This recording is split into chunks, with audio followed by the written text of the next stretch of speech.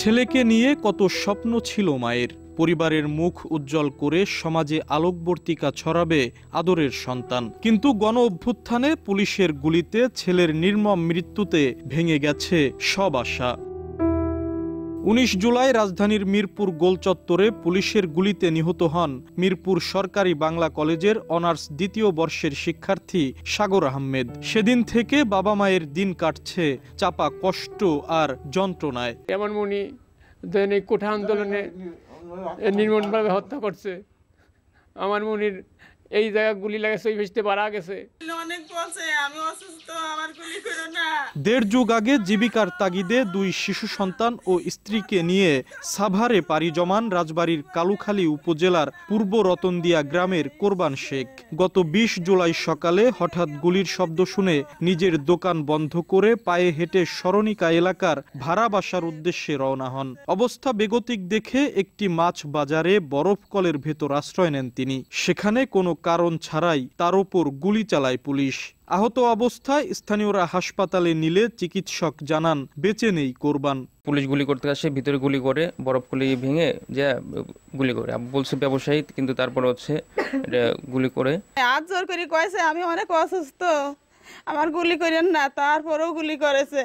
কোরবান শেখের মতো পুলিশের গুলিতে মর্মান্তিক মৃত্যু হয়েছে সদরের খানখানাপুর এলাকার আব্দুল গনির। ১৯ জুলাই সকালে ঢাকার উত্তর বাড্ডার গুপিপাড়ার বাসা থেকে কর্মস্থলের দিকে রওনা হন। শাহজাদপুর বাসতলা এলাকায় পৌঁছালে সংঘাতের মধ্যে পড়েন। আচমকা এক গুলি এসে লাগে তার মাথায়। মৃত অবস্থায় দীর্ঘক্ষণ রাস্তায় পড়ে থাকেন আব্দুল গনি। ইনকাম সোর্সের আমার আব্বুই ছিল। আমার একটা কর্মসংস্থানের ব্যবস্থা হলে আমি যাতে আমার ফ্যামিলিটারে সংসার মানে ইনকাম করে সংসারটা চালাতে পারি। আমি কতগুলা ঋণ আছি, ঋণগুলা কিভাবে দেবো জানি না। এখন আমার ছেলের যেটা পথ ধরায় সরকার, আমার এতেই আমার যথেষ্ট।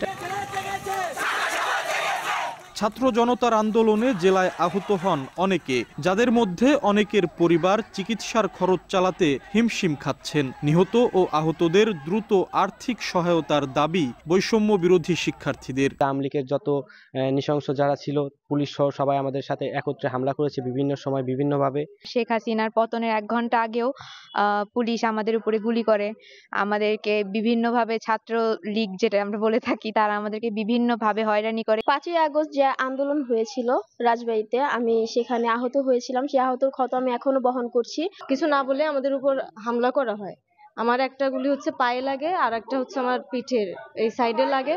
আন্দোলনে নিহতদের পরিবার ও আহতদের সব ধরনের সহায়তা করা হবে বলে জানিয়েছেন জেলা প্রশাসক। আমরা আর্থিকভাবে তাদেরকে সহায়তা করব যতটুকু সম্ভব আছে আমাদের। আর উন্নত চিকিৎসার জন্য আমরা যে হসপিটালে তারা যাবে তাদেরকে যাতে ভালো ট্রিটমেন্ট দেয়, সেই জন্য আমরা যেখানে যেখানে কথা বলার এবং যে সহযোগিতা করার আমরা সেটি করব।